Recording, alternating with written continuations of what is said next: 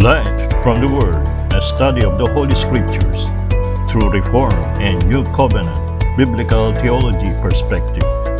May this help you in your Christian life. Ang pag-uusapan natin sa umagang ito ay importante mas lalo sa mga kabataan at yung hindi pa matanda. Kasi yung matanda ay parang huli na kung hindi pa nila alam yung pag-uusapan natin. Hinahamon pa ng yan. Ang natin ay Genesis chapter 2 tungkol sa calling. So iba yung calling sa talent, sa work, sa gifts. Kaya dapat ma-differentiate natin. So lahat ng tao ay may calling.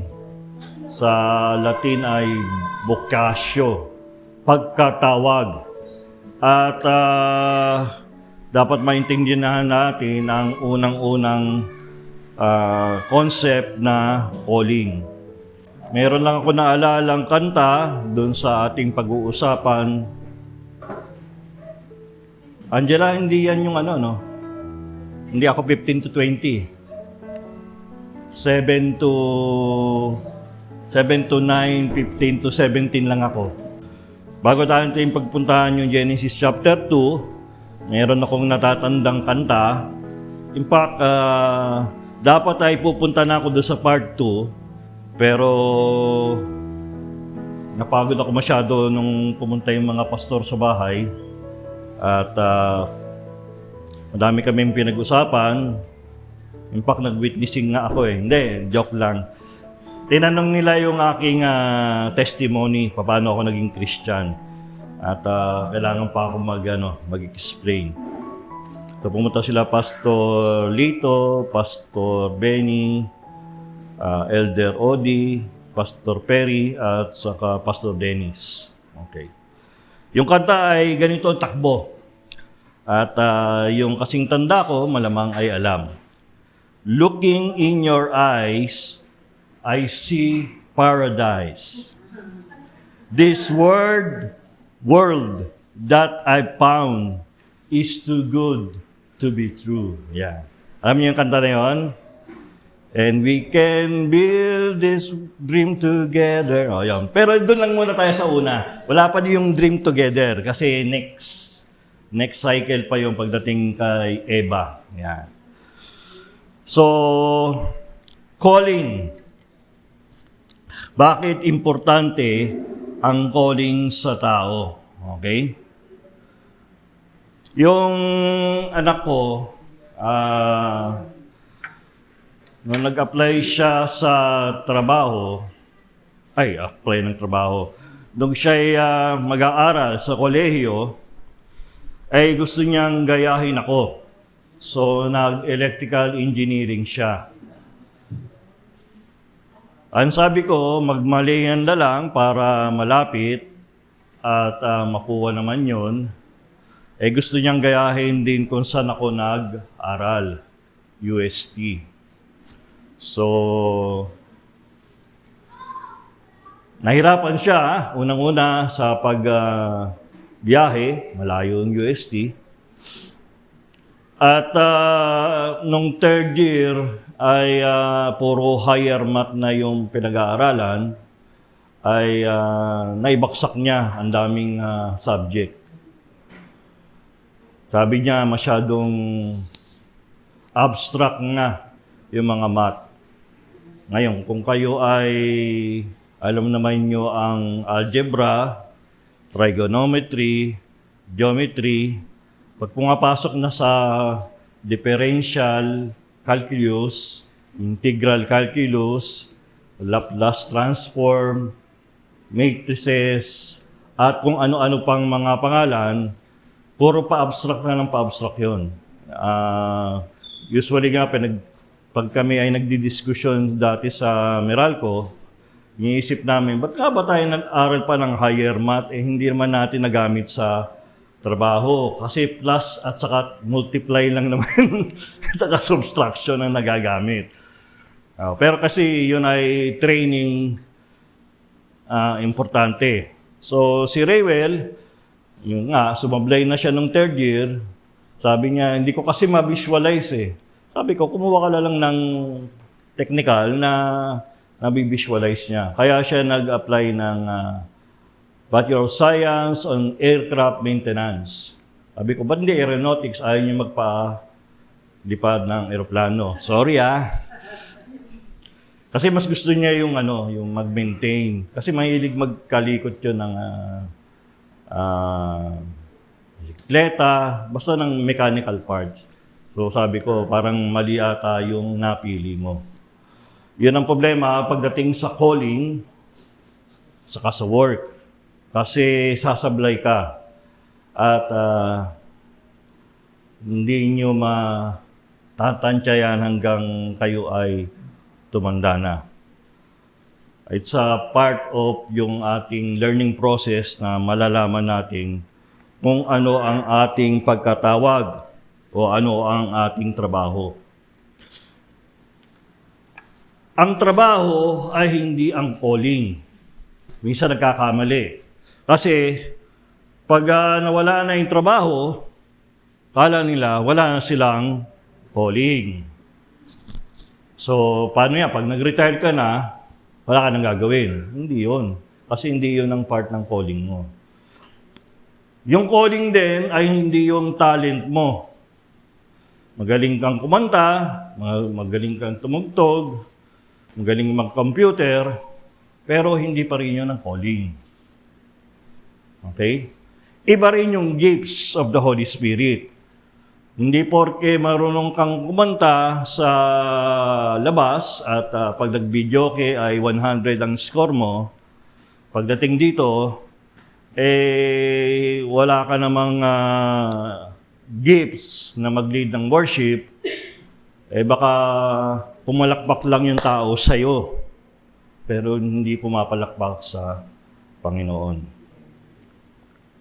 So, pupuntahan muna natin yung calling, yung unang-unang calling natin. Kasi pagdating doon, ay yun ang foundation, saka natin madadagdag yung particular na specific calling sa inyo.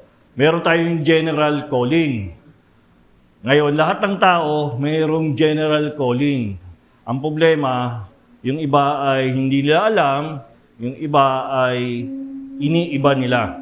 Punta muna tayo sa verse 7. Ang unang tatandaan natin ay dust. Yan. Alikabok. At nilalang ng Panginoong Diyos ang tao mula sa alabok ng lupa at hiningan ang mga butas ng kanyang ilong na hininga ng buhay. At ang tao ay naging buhay na kaluluwa. Living creature. So, from the dust of the ground, he was, God breathed into his nostril the breath of life.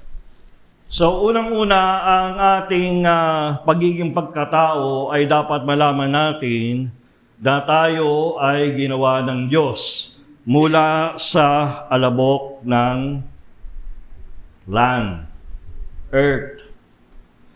So tayo ay nagsimula na mayroon tayong koneksyon sa daigdig, sa lupa. Kaya nga 'di ba, from dust you arise and thus you return. Importante po 'yon, kaya kasi tayo pare-pareho ay alabok tayo eventually. Nung nilibing yung mother ko, kasi andun nauna na yung tatay ko, so tinanggal namin yung kanyang, tiningnan namin yung kanyang kabaong, wala na siya doon. Butula lang. Kasi yung alabok ay sumama na sa paligid. So hindi na siya kailangang i-cremate pa. But we are from the dust of the ground. But we are also have the breath of life from God Himself. So we are from the dust of the ground, but our spirit, our life comes from God Himself. Siya mismo ang huminga para sa atin.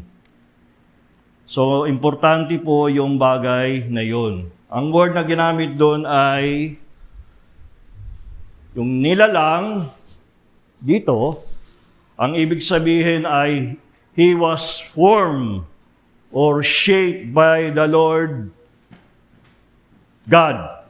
Nga pala yung word na Panginoong Diyos ay dalawang word, Elohim, Yahweh. Yung Elohim ay generic term ng Diyos na manlilikha. Yung Yahweh ay yung kanyang specific na covenant name, kung saan yung pangalan na Yeshua o Jesus ay nanggaling doon sa Yahweh. Yahweh saves. Ganun kasi ang pangalan ni Jesus. Ngayon kasi iba nang isip siya sa pag-Jesus Nazareno, magtanggol, di magiba. Si Tanggol lang naalala eh. Kasi yung pangalan niya eh. Hindi tanggol ang ibig sabihin ng Jesus. Yahweh saves. Ang Diyos na nagliligtas.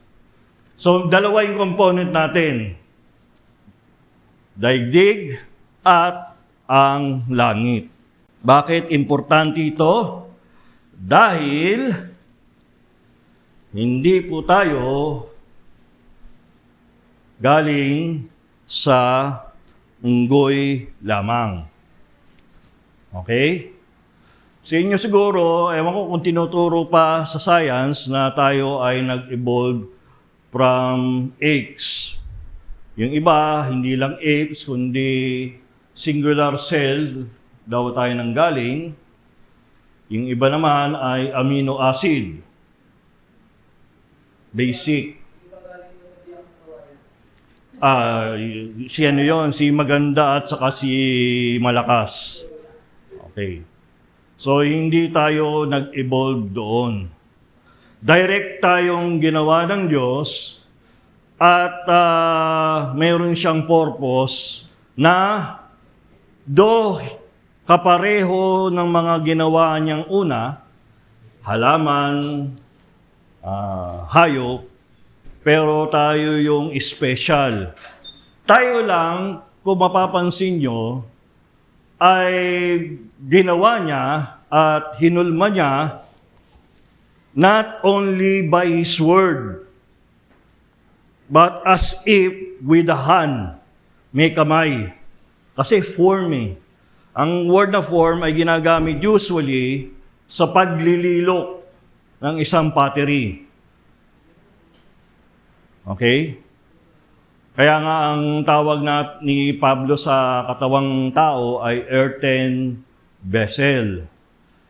So tayo lamang ang sa mga ginawa ng Diyos ay hindi by word lang, kundi by forming us in His face and breathing the breath of life.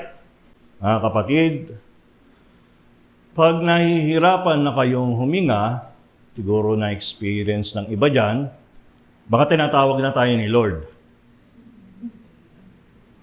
Pero every time we breathe, parang kanta rin yun na every breath I take, every move I make. Hindi. Yung every breath lang. Every breath we take is a reminder that it is the Lord that gave us life. Maski hindi nyo isipin, o isipin nyo man, iba talaga nag-iisip. Pag madalas kang magkasakit, naiisip mo pati paghinga. Pero kung wala kang sakit, hindi mo naman binibilang yung paghinga mo, di ba? Pag nagkakasakit ka, nabibilang mo pati paghinga mo. Tatandaan lang nyo sa paghinga, si Lord yun. Si Lord ang nagpapaalala na hawak niya ang ating paghinga.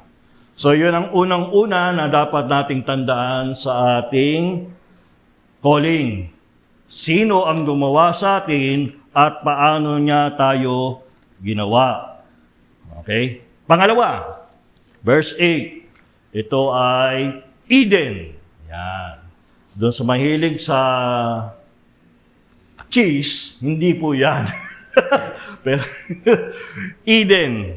Naglagay ang Panginoong ng Diyos ng isang halamanan sa silangan ng Eden at inilgay niya ron ang taong kanyang nilalang. Okay. Tandaan po natin, yung garden, mamaya pa pala yun. Pero sabihin ko na, nasabi ko na eh. Magkaiba po yung garden at saka Eden.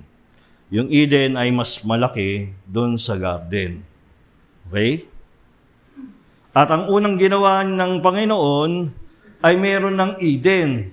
Nilagyan niya ng garden. Ngayon, dun sa Greek translation ng word na halamanan, garden, word ay paradise.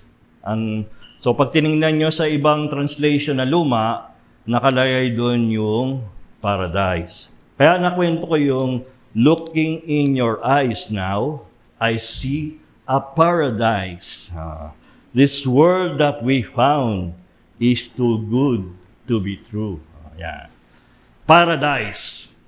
Okay. Importante rin po yun na alam natin, yun pa pala.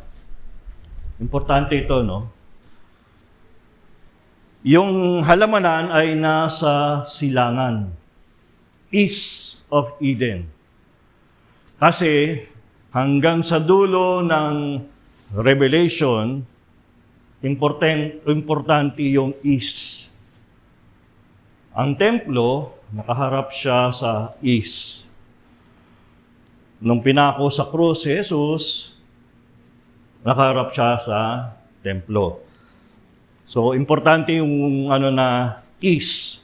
At ang Eden ay, kung doon sa description afterwards, ay mayroon nagpro-flow na river. 4 na river, Tigris, Euphrates, Gihon, at saka Pishon. Tama ba? Hindi ko na binabasa kasi dahil mahaba lang yun eh. So, yung Eden ay mataas, parang plato siya, tapos nanggagaling doon ang tubig. Okay. Sa gitna ay yung garden. Okay?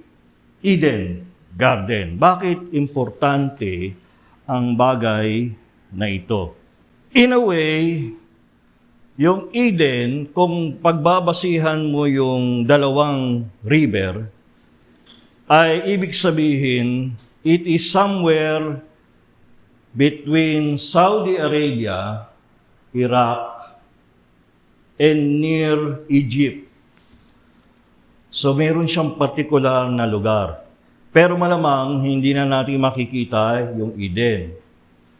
Bakit? Nilagyan ng anghel yun, di ba? Para hindi makabalik si Adan eventually. So, importante siya. Ang tao ay may pinagsimulan na lugar. Geographic location. Hindi po nagsimula sa Pilipinas, sa Amerika, sa Russia, o sa England. Doon sa Middle East. Mayroong iba, sabi Armenia daw, Iraq, o Palestine. Bakit nga importante ito? Dahil ang daming mga pelikula na nagsasabi na mayroong mga ancient astronaut na nag-eksperimento at nagkamali sila kaya naitapon sa daigdig. Hindi po yun ang nangyari. Importante nating tandaan na hindi accident yung lugar na pinili ng Diyos. Alam niyo ba yung mga pelikula na yon? Hindi. Buti na lang. Ang unang-unang kilala ay yung Eternals ng Marvel. Pag hindi nyo alam, di okay lang. Pero sigurado, alam nyo yung transformer. Oo, 5 na yun eh. Oo. Parang nagkamali lang din yun na nandito yung tao. Meron pang isa, Alien Covenant. Mas lalo na, nagkamali sila. Kaya nung nakita niya ulit yung mga tao, gusto niyang patayin. Dati, mayroon nagsulat na libro, ang pangalan ay Erich von Däniken. Kala ko hindi na binabasa, ay mayroon nagbabasa pa, na may mention pa. At kung hindi na siguro niya matatandaan, mayroong Battlestar Galactica. TV series yun, na nanggaling sa malayo, yung 12 tribo na hinahabol ng mga android ba yun? Mga robot, at ang huling napuntahan ay Earth. So, minove nila yung creation sa labas ng daigdig. Yun ay taliwa sa sinasabi ng Biblia. Sabi ng Biblia, ginawa tayo ng Diyos, binigyan tayo ng hininga ng buhay, at ang unang tao ay nilagay sa Eden, na malamang ay somewhere in the Middle East. Kayong mga nag-aaral sa eskwelahan at kolehiyo dito sa Pilipinas, hindi pa masyadong rampant ang turo ng evolution. Pag pumunta kayo sa USA, Russia, China, hindi nyo madidinig ang kwentong yan. Kasi hindi yan kwento. Yan ang katotohanan ng pagiging tao natin. Okay? Amen? Pangatlo. 3. Nasaan tayo? Verse 9. At pinatubo ng Panginoong Diyos sa lupa ang lahat ng punong kahoy na nakakalugod sa paningin at mabuting kainin. Gayon din ang punong kahoy ng buhay sa gitna ng halamanan. At ang punong kahoy ng pagkaalam ng mabuti at masama. Kukuha lang ako ng water. Puno. 3. Bago niyan ay wala pang 3. Tandaan nyo In fact, nauna yung 3 bago sa lalaki, bago kay Adan. Importante po ang 3. Kasi pag binasa nyo ang bagong tipan, mababasa nyo na Jesus Christ was crucified on a tree. Yang dalawa na yan ay hindi pa pinapakain kay Adan. Andun lang. Tree of life, tree of knowledge of good and evil. Nandun lang. Pero lahat ng punong kahoy na nakakalugod sa paningin at mabuting kainin. Pleasant to the eyes and good to eat for food. Masama mo ba ang maganda sa paningin at masarap kainin? Ang sabi ni Sister Pearly at ng katulad ko, basta masarap kainin, very good. Hindi masama. Kasi hindi naman tayo, ang Panginoon ay generous giver. Hindi niya sinabi, maggawa na lang kayo ng ano nga ba yung kinakain ng may sakit? Yung lugaw. Tama na sa inyo yan, lugaw. Pero dito wala pang hayop. Later na lang pinayagan ng Diyos nung nagkaroon ng dilubyo na pwedeng kumain ng hayop. Pero dito, lahat ng magandang kainin na bunga ng punong kahoy, magandang tingnan, ay nilagay ang tao sa gitna noon. Ano ba magagandang tignan at masarap kainin? Ewan ko sa inyo, ako, pag nakakita ko ng mangga, saging, mansanas, guyabano, sa iyo yan, Sister Josie. Hindi ako na doon sa guyabano. Ano pa ba mga magandang tingnan at yun, yung oranges, lemon, sinabi ko ng apple eh. Avocado, yan. Brother Jerry, makinig ka kasi happy birthday to you. Birthday niya sa sa Thursday. Naalala ko tuloy. Kasi sabi ni Sister Lynn, fruits na lang eh. Ngayon, naalala ko tuloy. Ano pa? Kulay orange. Di orange. Parang kalabasa. Okay. Purse. Okay. So yon ay dilagay tayo ng Diyos sa gitna ng halamanan, garden, doon nilagay niya yung mga tree. Yan. Andun din yung tree of life, pero hindi sinasabing kainin. Andun din yung tree of the knowledge of good and evil. Ito, mayroon muna tayong pag-aaralan na word. Pag nakadinig kayo sa Old Testament, pag sinabing langit at lupa, ang ibig sabihin nun ay kabuuan ng sanlilikha. Right and wrong, kabuuan ng kaalaman. Knowledge of good and evil ay hindi lang yung moral na tama o mali, kundi yung kaalaman ng lahat. Okay? Sino dito nakakaalam ng encyclopedia? Ang tawag ay walking encyclopedia. Alam mo lang encyclopedia. Pero yung nilalaman ng encyclopedia, hindi. Okay. Kasi mayroong mga taong walking encyclopedia. Pero hindi pa rin nila alam ang lahat.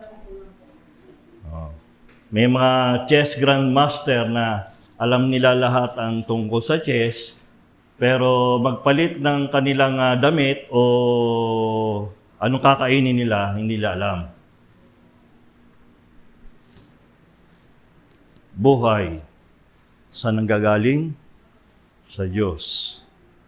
Kaalaman ng lahat ng bagay, saan nanggagaling? Sa Diyos. Kaya yun ang reason. Pero hindi pa tayo doon. Nasa paradise pa tayo eh. Hindi tayo pupunta pa ron sa kasalanan. Okay? Pupunta lang tayo sa calling. Yan. Kinuha ng Panginoong Diyos ang lalaki at nilagay sa halamanan ng Eden upang ito ay kanyang bungkalin at ingatan. Okay. Garden. Kanina Eden, ngayon ay garden. May babasahin ako sa Deuteronomy 10:12 to 13. Ako na magbabasa sa English. At nung binasa ko ang commentary, ay napakadami ang sinabi sa verse na ito. Kaya ako nag-cut kasi dapat hanggang 20 yon. Na-realize ko, nga pala, dun sa 45 minutes, nagko-complain na sila. Paano pa kung lalagpas na naman ako ng alas 12? Kaya ginawa ko lang hanggang 17. Mahaba yung discussion nila dyan sa verse na yan. Bakit kaya? Deuteronomy 10:12 to 13. And, tama ba? Tandali Baka mali itong nabasa ko. Yan. And now, Israel, what does the Lord your God require of you?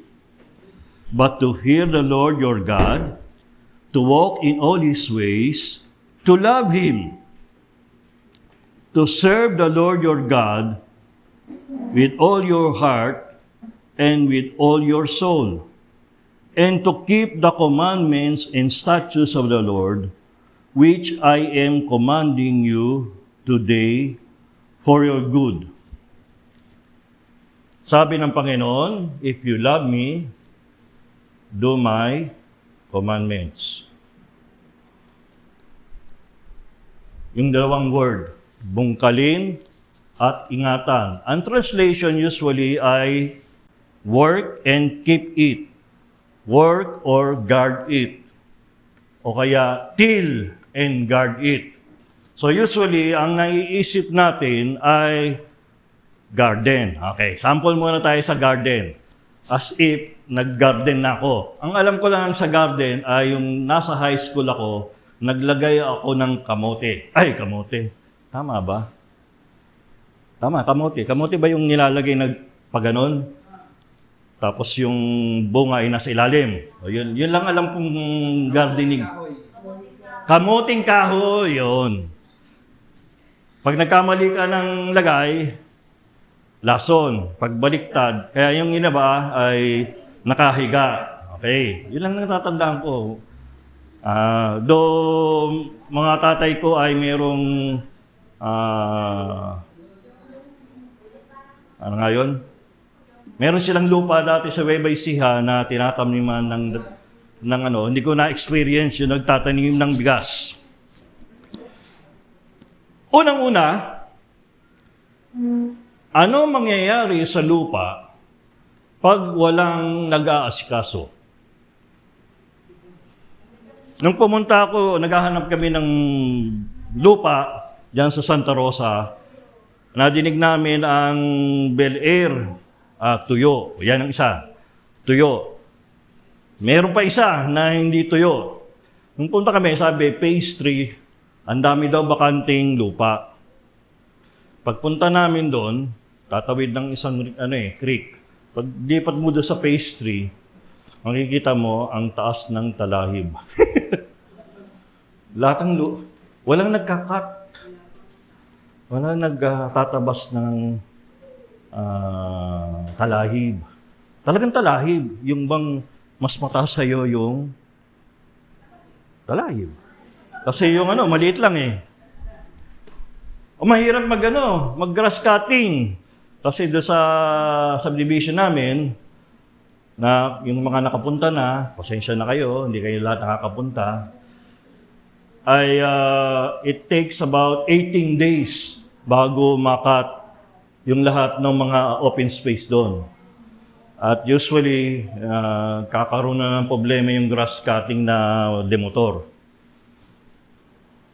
Yun, ay kakat mo pa lang yung talahib. Kung ikaw ay magtatanim, hindi lang yun ang yung gagawin, di ba? Tatanggalin mo pa yung mga ugat ng mga talahib. Tatanggalin mo, tapos araruhin mo, tapos tutubigan mo kung walang tubig, kasi nga tuyo eh. Yung talahib, hindi mo maintindihan, miski tuyo na yung lupa, may talahib pa rin. Tapos pag bago mo lagyan ng halaman na maayos, tetestingin mo pa, aayusin mo pa, hindi pwedeng tabi-tabi, kasi magkakainan sila ng sustansya, tapos ilalagay mo, lalayan mo, didiligan mo, babantayan mo kung merong insekto. Hindi ko alam kung kailangan ng fertilizer o ikaw lang ang magtatanggal. Yung iba kasi sila mismo nagtatanggal kung maliit lang naman. At trabaho ang naghahalaman. Mga kapatid, hindi pa bumabaksak sa kasalanan si Adan. Pero part na ng calling niya is to work and keep the garden. Sabi ko sa anak ko, nag-graduate siya, si Raywell, yung panganay ko. Graduate siya ng aircraft maintenance. Nagkaroon siya ng girlfriend na meron ng trabaho, IT. At pero pag-uusapan natin ng girlfriend next time. Nasa pa lang tayo paradise. Wala pa yung we can make this dream together. Hindi pa, wala pa tayo doon. Ba't nga ba napunta ron? Hindi si Jay, hindi yung anak ko. Sabi ko sa kanya, magtrabaho na siya kasi graduate na siya. Ang mahirap sa mga nag-a-apply sa trabaho, pag nakita ng mag-i-interview sa'yo, na mahaba ang panahon na mula na nag-graduate ka at nagkaroon ka ng trabaho na wala kang ginagawa, ang tatanungin, anong ginagawa mo? Wala kang nang ginagawa. Sana sasabihin mo, nag-a-apply po ako ng trabaho, walang kumukuha. Anong ginawa mo? Napapakamot ka, wala nga akong magagawa kasi nag-a-apply ka. Kaya sabi ko sa anak ko, miski mag-apply ka. Hindi pa rin naggumagalaw kasi may girlfriend eh. Parang masaya na ang kanyang buhay basta kasama niya ang girlfriend niya. Ang girlfriend niya may pera eh, may trabaho. Mga lalaki, wag kayo asa sa girlfriend. Nako. So, pinasok ko siya doon sa kaibigan ko, si Rayleigh Kayan. Minsan tumulong na rin sa atin dito kasi mayroon contractor yun eh. Hindi nga lang siya magaling na amo. Pero natuto magtrabaho yung anak ko. Tapos eventually, natuto na rin siya na hindi magandang trabaho ito. Sabi ko, mag-apply ka bago ka maghanap ng magandang trabaho. At alisan mo yan. So, nag-apply siya. So, nakuha siya sa Link Energy. Nag-apply din siya sa Lufthansa. Lufthansa. Bago yun bago ng February 2020. Alam ni Sister Perly anong ibig sabihin ng February 2020. Kasi alam niya yung March 2020.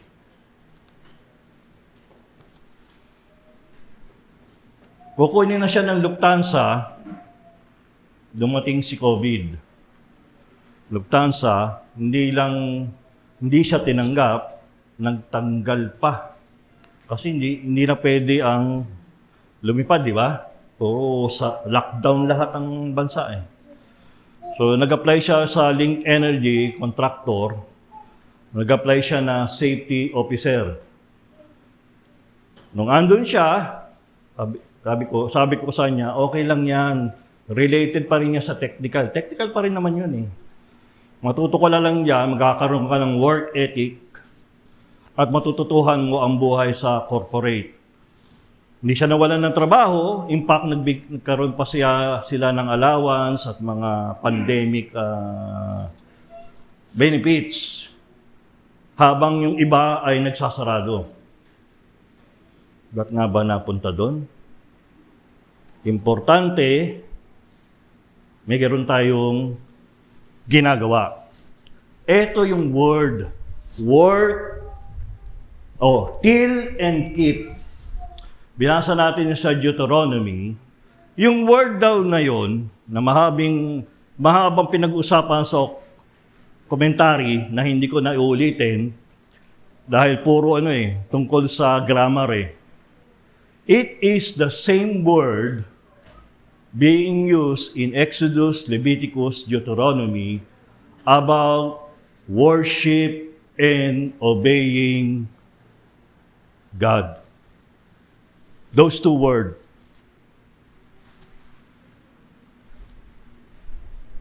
Sa haba ng kwento ko, ang point ko lang, ang calling, unang-unang calling ng tao is to worship and obey Him. Hindi lang yung pagkanta rito o pagpunta ng templo dahil wala pang templo. Part ng calling natin, miski nasan tayo ay sumasamba. Ang buhay natin ay isang alay ng pagsamba. At dapat marunong tayong sumunod sa kagustuhan ng Diyos. Whether ikaw ay tricycle driver, housewife, nawala yung housewife mo. Si Sister Lynn minahanap ko. Doon na lang kay Sister Perly, housewife. Yan. O habang kayo pa ay estudyante, yan ang pare-parehong calling natin. We are to worship and obey Him. Amen? Amen. Oh. Na-mention mo kasi Sister Josie kanina yung worship. Dadagdagan ko lang, hindi lang yung dito ang nagwo-worship tayo. Gumising ka pa lang, huwag ka lang walang gagawin, ha?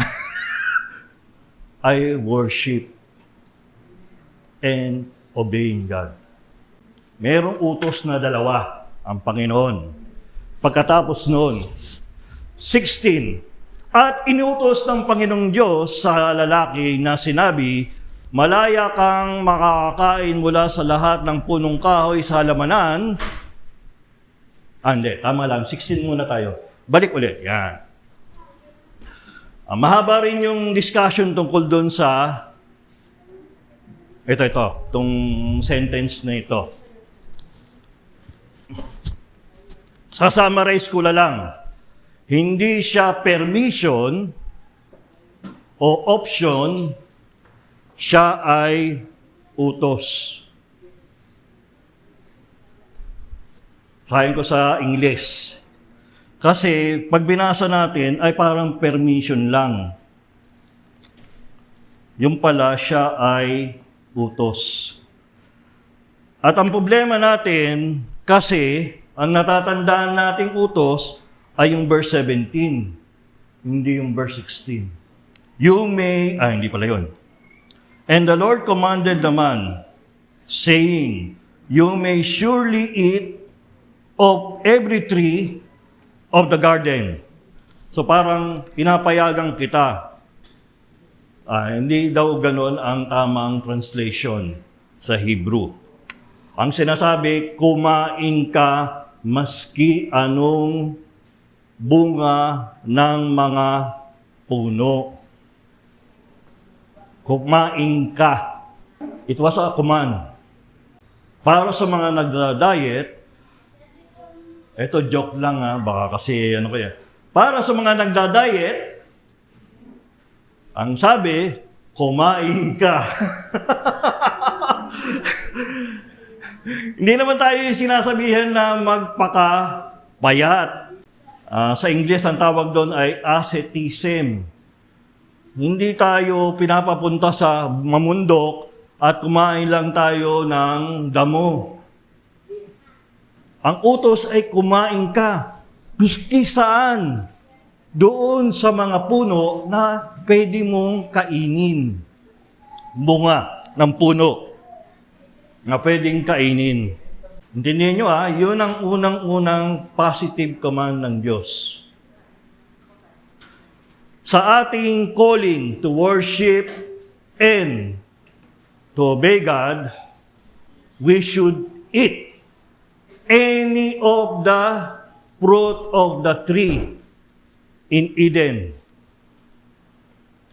Sasabihin nyo, kaya pala Brother Ray, pag tayo nagwo-worship, at pagkatapos nun ay, Brother Jerry, ito pa, we can eat.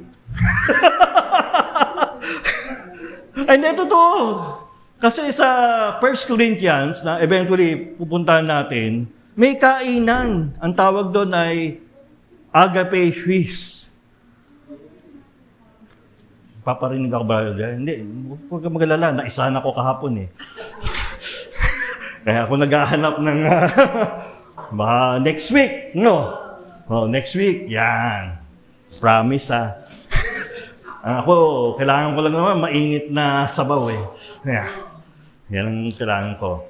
Pero yun, it is a positive command to eat. Bago inutos yung negative command, may positive command muna, kumain.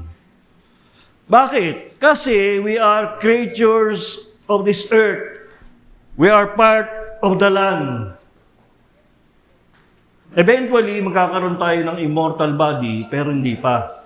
Later yon. Sa ngayon, pag kumakain tayo, pag humihinga tayo, kumakain tayo, we are being reminded that God is our creator, God is our giver, God is our provider. Hindi po ako prosperity preacher, pero hindi rin ako poverty mentality. God loves His children. Kung tamad kayo, miski God's children kayo, hindi nga kayo makakakain. Pero magtrabaho lang kayo, gawin nyo ang calling, makakakain kayo. Yung iba, nung panahon ng Mount Pinatubo, pumutok, no? Di nawalan ng trabaho sa Subic at sa Clark. Anong ginawa nila? Nag-volunteer sila. Nilinis nila Subic, yung Clark, at sila ang mismong nag-restore. May bayad? Wala. Wala. Pero nung inayos nila ng unti-unti, nagbalikan ang mga tao. Kung naghintay lang sila sa gobyerno, ay aabutin sila ng samsyam. Huwag niyong sasabihin na walang gana ang volunteer. Mga lalaki, kalalakihan at kababaihan, na mga bata pa, pwede niyong lagay sa resume na nag-volunteer kayo. Pag tinanong kayo sa mag-a-apply kayo, anong ginagawa mo sa siyang taon? Volunteer po ako sa barangay. Kung kailangan tumakbo ng sanggunian, pwede ka mag-volunteer. Volunteer po ako sa amin. Kasi habang naghihintay ako ng trabaho, tumutulong ako sa aking pamayanan. Okay. Lastly. Subalit mula sa punong kahoy na pagkakilala ng mabuti at masama ay huwag kang kakain, sapagkat sa araw na ikaw ay kumain, niyon ay tiyak na mamamatay ka. Tree of knowledge of good and evil means knowledge of everything. And only God can give you a knowledge of everything. Ngayon, kung gusto niyong bypass ang Diyos, hindi kayo magbabasa ng Biblia, saan kayo kukuha ng knowledge? Kung hindi dito, sasabihin niyo sa eskwelahan, okay. Saan pa? Sa Google. Sa Wikipedia. Sige, okay pa rin. Kasi mayroong natural knowledge doon May mga bagay na hindi nakasulat sa natural knowledge at sa kaeskwelahan.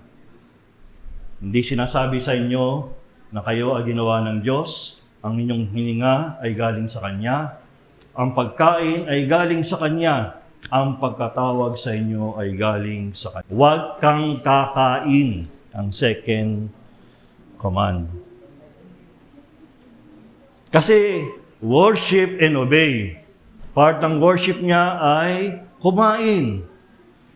And obey ay huwag siyang kakain. Napakadali naman, di ba? To eat and not to eat. Nakapaglaro na kayo ng badminton? Opo, yun. Bago kayo naglaro ng badminton, nagpaturo ba kayo sa expert ng maglaro ng Hindi po. Ayan, yan ang mga gusto ko. So, dati yan ang usang badminton Alam niyo bakit kumonti na naglalaro ng badminton? Puro kasi may injury. Injury kasi either yung gumaganon, nahulog, sumakit dito. O kaya yung paggamit ng kamay ay mali. Kasi kung talagang naturuan ka, hindi ka nagagalaw Gaganon ka lang. Nakita niyo yung marunong, hindi gumahal-galaw. Kayo, habol kayo ng habol. Habol dito, habol doon. Hanggang yung inyong mga muscle dito at yung tendons ay may problema na. Kung di tayo tuturuan ng Diyos at magpapaturo sa Diyos, ang matututuhan natin ay mali. Alam nyo ang problema sa mga natuto ng mali, mahirap turuan ng tama.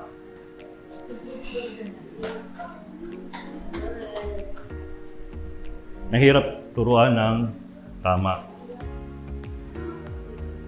Kaya ang unang kailangan sa tuturuan ay marunong tumanggap ng kanilang pagkakamali.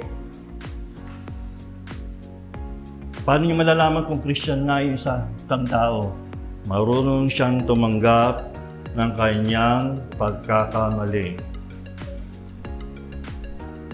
Pag hindi tumatanggap ng kanyang pagkakamali at puro excuse, nagda-doubt na ako sa pagiging Kristiyano mo.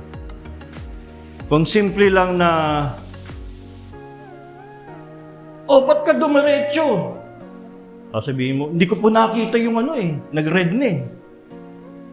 Ang totoo nun, nakita niya. Ang hindi niya nakita, ay meron palang pulis dun sa kabila. Kayo naman pag nakakita kayo ng pulis at tama naman yung tawag niya, ang sasabihin nyo, "Yes, Lord, nagkamali ako." Yes, Lord. Representative ni Lord siya eh. "Yes, Lord, nagkamali ako." Ito po yung aking lisensya. Kasi kung di pa rin nyo tatanggapin, and to conclude, paano ba ako magko-conclude nito?